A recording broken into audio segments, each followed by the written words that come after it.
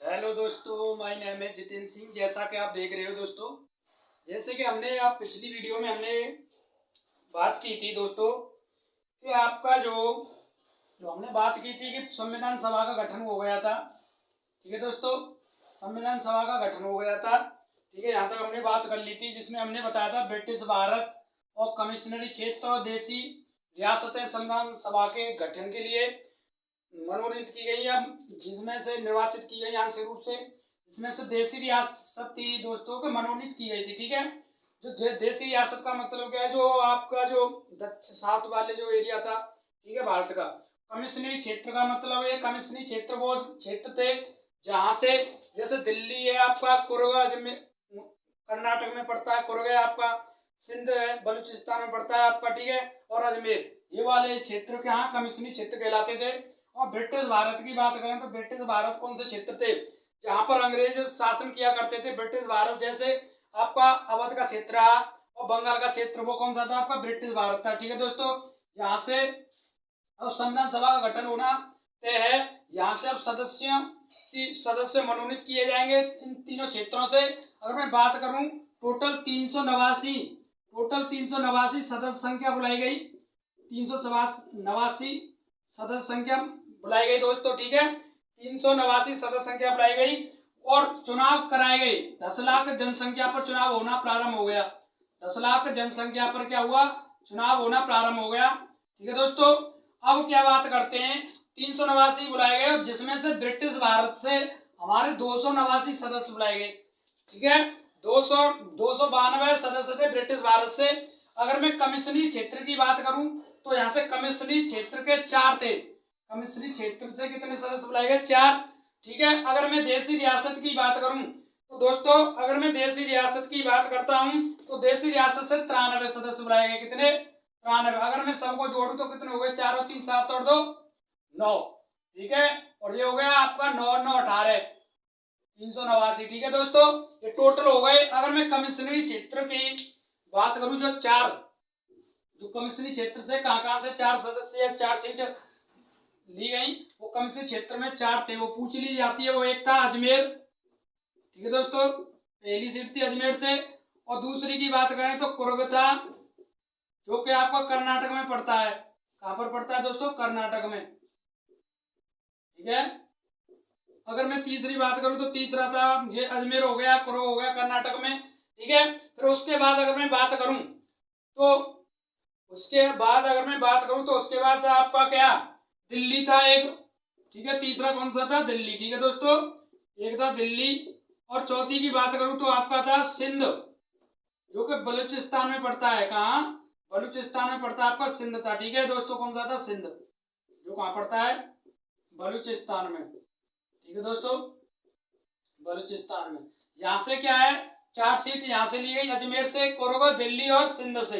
अब क्या है, 389 सदस्य ले लिए गए और कहा 10 लाख जनसंख्या पर क्या था, चुनाव होना प्रारंभ हो गया। ठीक है, अब चुनाव होना प्रारंभ हो गया तो उसके बाद अगर मैं बात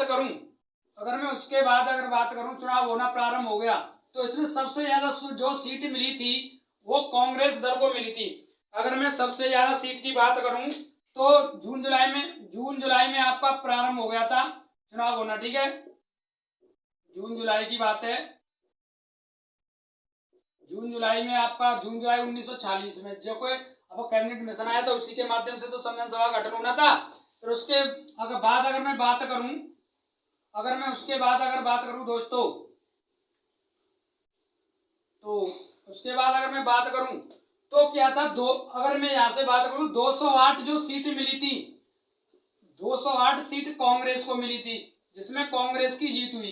कांग्रेस को मिली 208 सीट। ठीक है, और जिसमें कांग्रेस को मिली, जिसकी क्या हुई थी, जीत हुई। कांग्रेस की क्या हुई दोस्तों, जीत हो गई। ठीक है, फिर उसके बाद अगर मैं बात करता हूं, कांग्रेस को 208 सीट मिल चुकी है, जीत हो गई है। फिर उसके बाद 73 सीट मिली थी मुस्लिम लीग को, 73 सीट मुस्लिम लीग को मिली। ठीक है दोस्तों, जिसमें मुस्लिम लीग की हार हुई। ठीक है, मुस्लिम लीग की क्या हुई, हार हुई। अगर फिर उसके बाद अगर मैं बात करता हूं तो 15 सीट अन्य दल को मिली थी। 15 सीट थी, वो किसको मिली, अन्य दल। ठीक है, ठीक है दोस्तों, 15 सीट अन्य दल। अगर मैं बात करता हूं दोस्तों महिलाओं की संख्या क्या आती है, अगर इसमें बात करूं, इसमें महिलाओं की संख्या की सीट की बात करूं या महिलाओं की संख्या की सीट कितनी थी, इसमें महिलाओं की संख्या सीट कितनी थी मैं बात करूं तो कितनी दोस्तों 15, कितनी थी इसमें 15 थी। और एक क्वेश्चन पूछ लिया जाता है दोस्तों कि ये क्वेश्चन पूछ लिया जाता है कि दोस्तों जो मैं बात करूं संयुक्त प्रांत की बात करता हूं, संयुक्त प्रांत से बात करूं तो यहाँ से 5 सीट मिली, ठीक है, जो सबसे ज्यादा मिली थी यहाँ से सबसे ज्यादा, ठीक है, जो 5 सीट वो महिलाओं के लिए थी, सबसे ज्यादा थी संयुक्त प्रांत से महिलाएं, ठीक है, 5 सबसे ज्यादा थी यहाँ से। अगर मैं बात करूं फिर इसके बाद अगर मैं बात करता हूं एकमात्र मुस्लिम महिला कौन सी थी दोस्तों, एकमात्र मुस्लिम महिला जिसने संविधान सभा का गठन होने में भाग लिया, जिसने संविधान सभा का गठन हो रहा था उसमें उसने भाग लिया, तो उनका नाम क्या था, एकमात्र मुस्लिम महिला कौन थी, एकमात्र मुस्लिम महिला, ये क्वेश्चन पूछ लिया जाता है, एकमात्र मुस्लिम महिला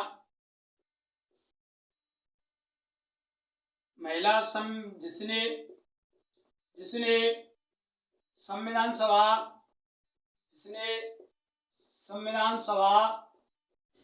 के गठन में भाग लिया, तो कौन सी दोस्तों, एकमात्र मुस्लिम महिला जिसने संविधान सभा को गठन होने में भाग लिया था, संविधान सभा का गठन हो रहा था इसमें भाग लिया था।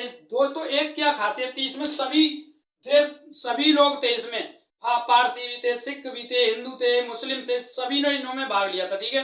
और जो सबसे ज्यादा तो आपको पता था सीट कहां से आई थी, ब्रिटिश भारत से आई थी, जहां पर अंग्रेज अपना कब्जा करके बैठे थे, जहां से अपनी सरकार चलाया करते थे, बंगाल में बैठ करके अवध प्रांत में, ठीक है, जिसको आप देख सकते हो बंगाल में बैठ करके जो गवर्नर आया करता था बंगाल में रहा था, जिनकी जो भी कोई नींव थी बंगाल में थी, ठीक है, ब्रिटिश भारत वहीं से आप सबसे ज्यादा का बंगाल से आपको मनोनीत की गए थे, ठीक है, 2 सवाल मैंने बताया था आपको। अगर मैं बात करूं उसके बाद महिला कौन सी थी, वो बेगम रसूल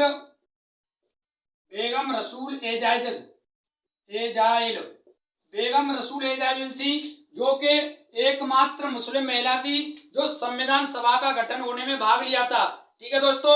फिर एक और क्वेश्चन क्या पूछ लिया था, एकमात्र दलित महिला जिसने संविधान सभा का गठन होने में भाग लिया, दलित महिला की अगर मैं बात करूं, एकमात्र दलित महिला की बात करूं वो कौन सी थी, ठीक है दोस्तों।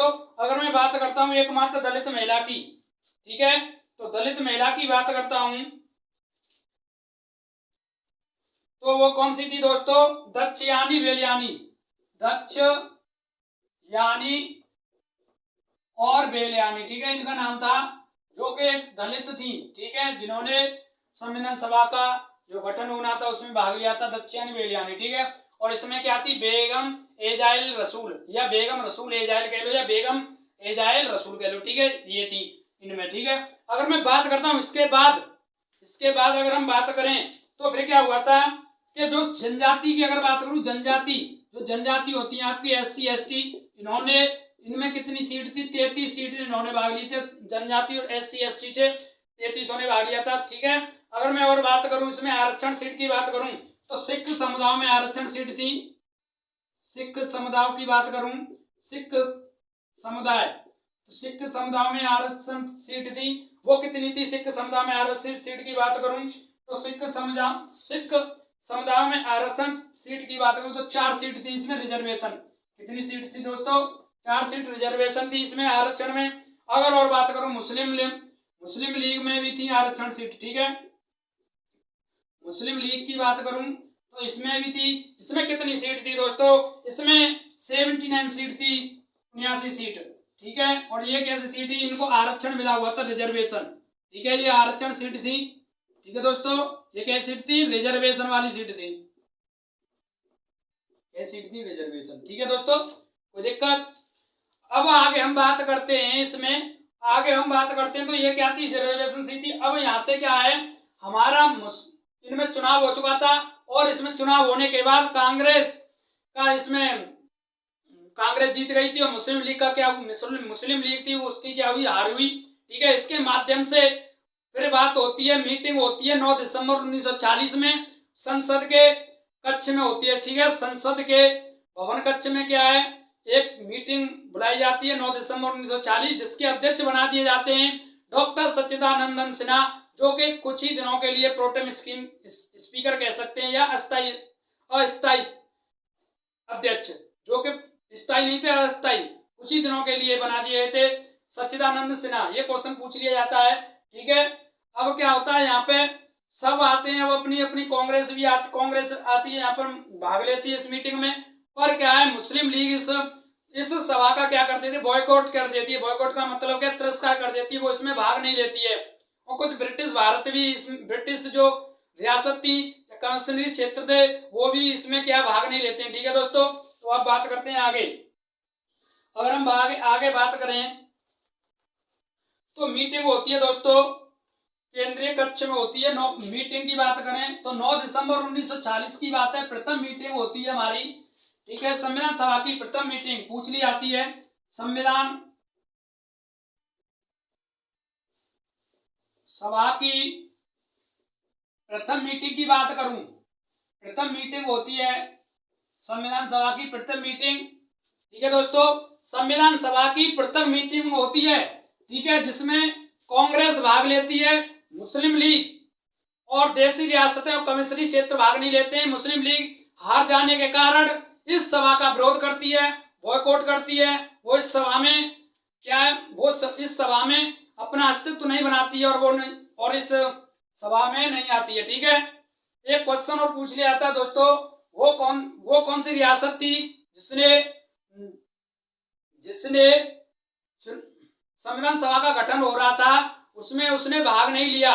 तो एक क्वेश्चन बनता है दोस्तों, वो कौन सी थी, हैदराबाद रियासत ने इस संविधान सभा के गठन में भाग नहीं लिया था। ये क्वेश्चन बन जाता। ठीक है, हैदराबाद, ये क्वेश्चन लिख लेना, हैदराबाद एक रियासत थी जिसने इस संविधान सभा का गठन हो रहा था, इस रियासत ने इसमें संविधान सभा के गठन में भाग नहीं लिया था। ठीक है दोस्तों, अगर मैं बात करता हूं संविधान सभा का प्रथम मीटिंग होती है, कब होती है ये प्रथम मीटिंग होती है, ये 9 दिसंबर 1940, 9 दिसंबर 1940 की बात है।